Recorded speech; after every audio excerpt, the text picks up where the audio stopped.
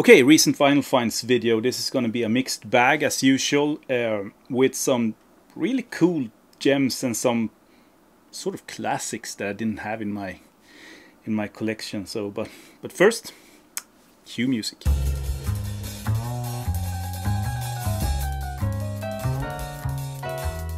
And you know what to do. If you haven't subscribed, please subscribe. And at the end of the video, if you liked it, give it the thumbs up, because that really helps YouTube to send this out. And if you want to show appreciation for the work that I put down to this channel, please go to my Ko-Fi page and buy me a cup of coffee, or get the membership, which costs exactly the same, $3.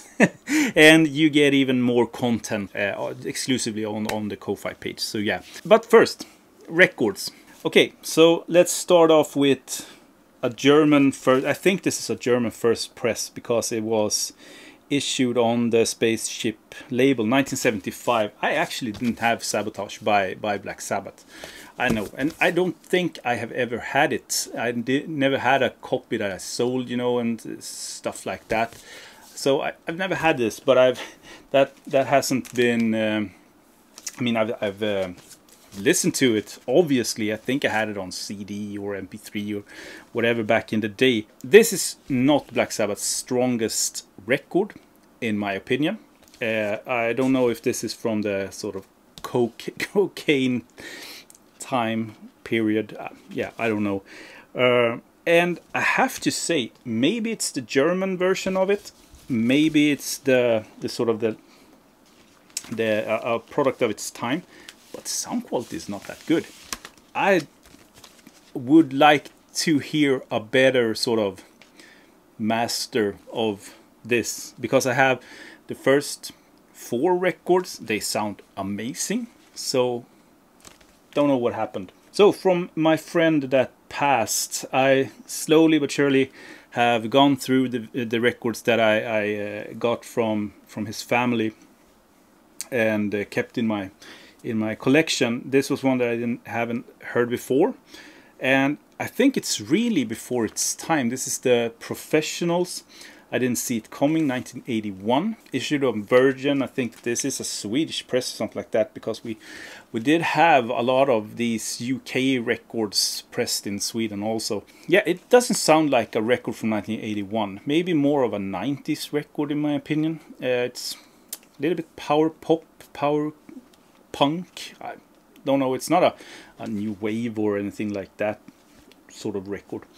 Awesome cover artwork, and made me think of Lasse. So yeah, great one to have in the collection. Okay, next one, 1970 something, Booker T and the MG's Melting Pot. I think this is the 3rd or 4th record by them, something like that. And when I find Booker T records, I buy them if they are, you know, affordable, cheap. This was from that big collection, so a keeper for now. Okay, so the next one is definitely one of the highlights of this video. A German press of Jade Warrior's first record, a first German press on the Vertigo Swirl. This is a fantastic record. I was blown away. I haven't heard Jade Warrior that much. Maybe a little bit of maybe the 4th record or something like that. I knew the connection that they have with July, you know, the famous one that I got. There's the swirl. Everyone loves the swirl. But other than that, I think that I thought that it was too pompous and maybe too proggy when I listened to it. This is, I don't know how to explain it, more bluesy than I guess the later that came. Heavier, maybe. And psychedelic. It's fantastic. Highly recommended. This is a quirky one. This is, I mean, early 70s, I guess. There were a record label called Europa. They released very strange sort of, I don't know if it was a tax scam thing, I don't think so, but cover records of its time, like Hair is a very sort of popular one to do covers on. This is On the Rocks with Corporal Gender's Fire Dog Brigade. And they are, in a sense, Lucifer's friend, but under pseudonym, or I don't know if they couldn't, they didn't have the right to go to another label or something like that. I don't know. But On the Rocks, they do covers of Paranoid, I Hear You Knocking, Come Back Here, On the Rocks, Hey You, Run for Life, Love Song, Don't Tell Me.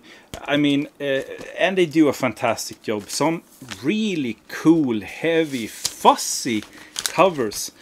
And this is a cheapo. You can get this for next to nothing. The music is fantastic. I mean, and just the story with the label and everything. And this is Lucifer's friend. I mean, come on. It's an easy buy. Highly recommend it. Everyone should own it. So shortly after I got this record, I actually, and that was a 80s press, I think, mid 80s press, something like that. I was happy with, but I really stumbled over this, first UK press of it, and it's an amazing record. So I couldn't leave it there. So I got it and I sold the reissue. This sounds fantastic, and what a record. Yeah.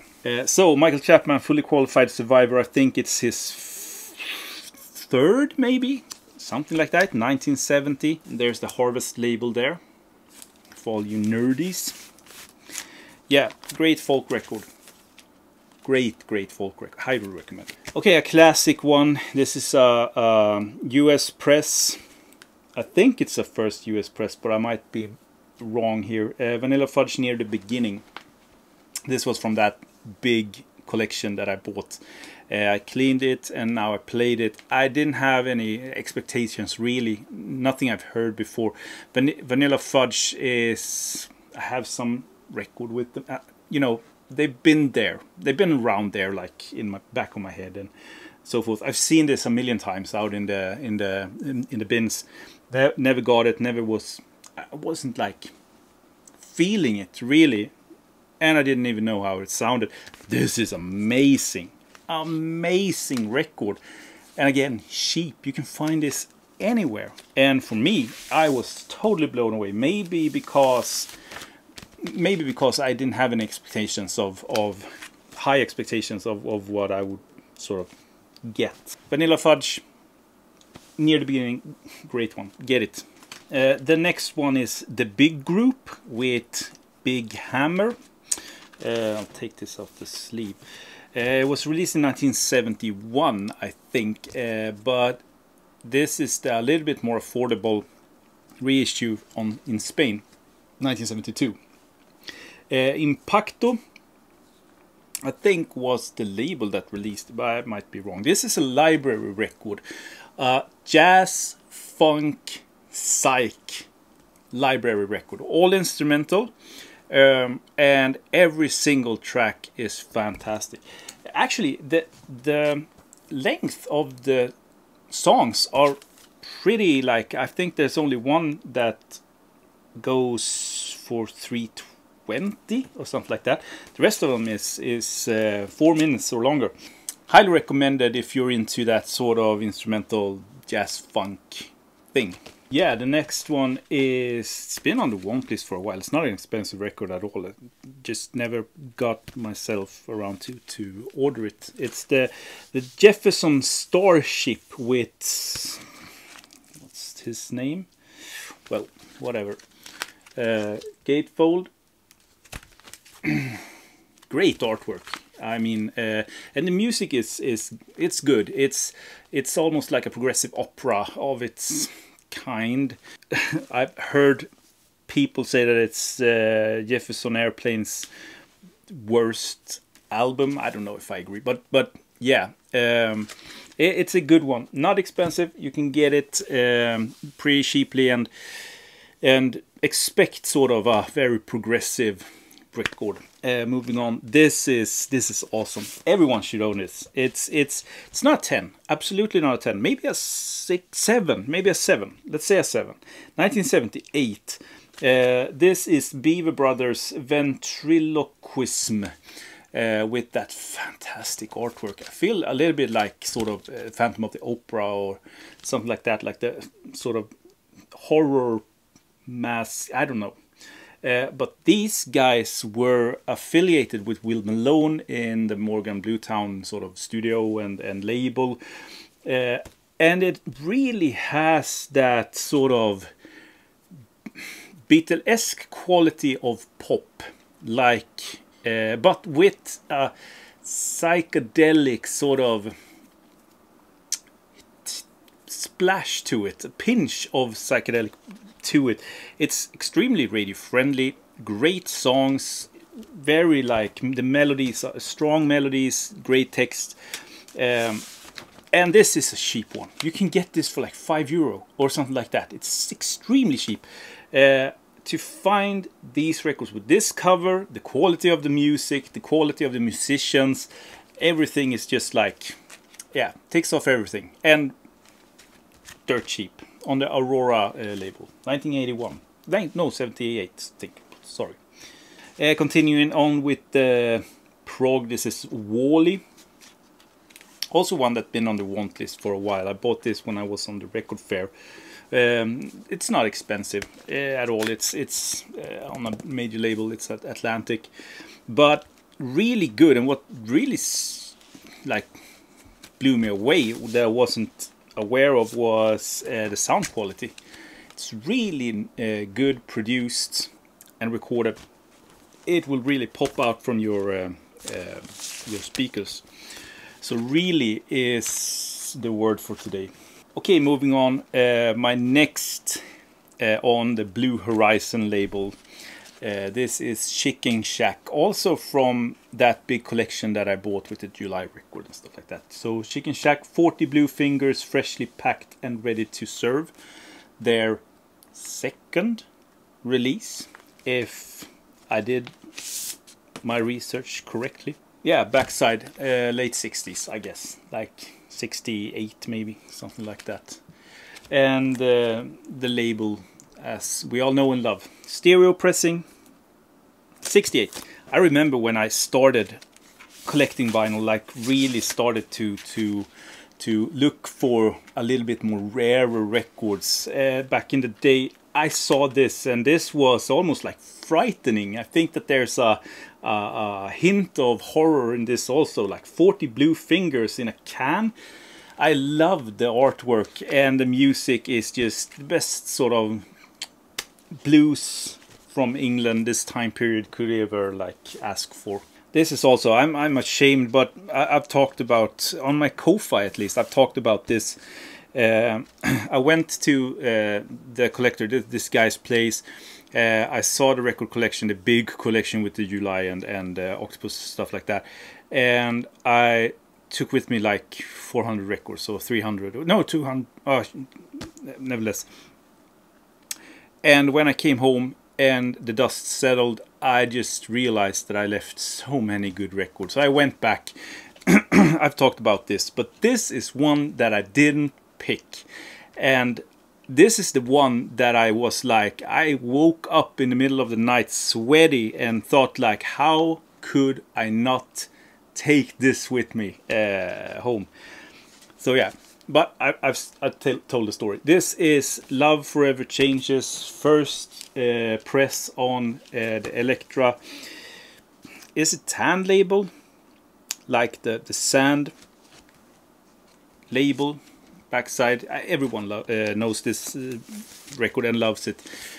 Fantastic record, like really, come on, top 25 maybe in my book. It's, if I was to make a top list of the best records ever, that would be on that list, definitely. Okay, moving to France. This is also one that I've had on my want list for a while. It's a little bit more expensive, but it's a great prog record. Like really. Art Kane's Odyssey. I think that is how you pronounce it. I don't think that it hides any sort of French wording in there. Yeah, just a really solid prog record. Nice one for being from France. And it's not like the typical English sounding either. It's a little bit in its own category. Highly recommended on Philips. So yeah, check it out. Another one that I've had now for a while, played it a bunch of times, and it's time to file it, is this one. This is Steve Miller Band's first debut record. Yeah, this is good. This is the Steve Miller that you want to hear, really. Like the later stuff, not my bag. But this is awesome. Like, along with Sailor, this is the one to have, in my opinion. On Capitol, really good. Check it out. The next one is also from that big collection. This is Decca. It's a UK band, an album, in its songs, The Marmalade. Great cover. I don't know, it's very attractive in my opinion. It's a bit special. And there's the backside there with the bunch. On Decca, as I said, this is a rock record all the way through, maybe more on the poppier side than anything else. It doesn't remind me of anything special, maybe a little bit Bee Gees, but it's definitely more rocky. 1971, a sort of a run-of-the-mill record, in my opinion. It's not a must-have in any sort of way, maybe a 6 on a grading scale, but at the same time, it's very sort of easy to just turn on, turn out to, and you know, so I'm not selling it. Like, I thought of selling it, but I'm not selling it. It's definitely a keeper. Okay, this next one is definitely the record of the bunch. I was so glad that a guy that I know found another copy in a little bit better condition even, so he was kind enough to trade me this. It's been up on my want list forever, and one of the top contenders of what I really wanted to get this year. The Power of Zeus, the Gospel According to Zeus, on the Rare Earth label, 1970. First US press. I had a reissue for many years of this that I have already sold. It's so good. Like, yeah, essential sort of psychedelic heavy blues record, and maybe the best one on Rare Earth, to be frank. Like, yeah, this next one also a highlight. I was blown away by this. I did not like, I got it, I did not like his debut record, sold it right away. Like, and I know now that I have to give that another chance, I guess, but because the other stuff that I've heard with him is fantastic, like really good, but Grigri, not my cup of tea. Like, so I have to revisit it, definitely. But this is his second one from 1969, Babylon, by Dr. John. It's psychedelic, it's bluesy, it's funky, it has everything, and with that sort of New Orleans vibe to it. Very jazzy in its voodoo-ness, I guess. Gatefold sleeve, backside. Look at these sleeves, like gatefold plastic sleeves, man. Yeah, really makes the artwork pop. First US press was also in the big collection that I bought. I'm so glad that I have this in my collection. It's like Tom Waits on Mardi Gras. And last but definitely not least is also long time want listing. This is Noel Redding's band after Jimi Hendrix. It's called The Road. I think many of you have this already. It's taken me too long to get it. This is also a Rare Earth sort of record, because it was released on Rare Earth also, but also on Tamla Motown, which is this press. Yeah, gatefold sleeve. This is heavy rock. maybe a little bit psychedelic, but I mean, as psychedelic as an old Reading can muster. Great one, like also one of the highlights of the rare earth label, in my opinion. So if you're hunting for that label, this is definitely one to get. It's not, I mean, there are pressings that are expensive with this, but it's not one of the most expensive records you ever encountered. But highly recommend it. So yeah, that's it. I hope you liked the records that I've shown. Please comment. I love the comments. I live for the comments, and I answer every single one of them when they show up. So yeah, and have a great day, everyone. Talk to you soon. Bye. So I hope you like that sort of mixed bag of different stuff that I showed you in this video. Give it a thumbs up if you haven't already, and I'll talk to you in my next video. Bye.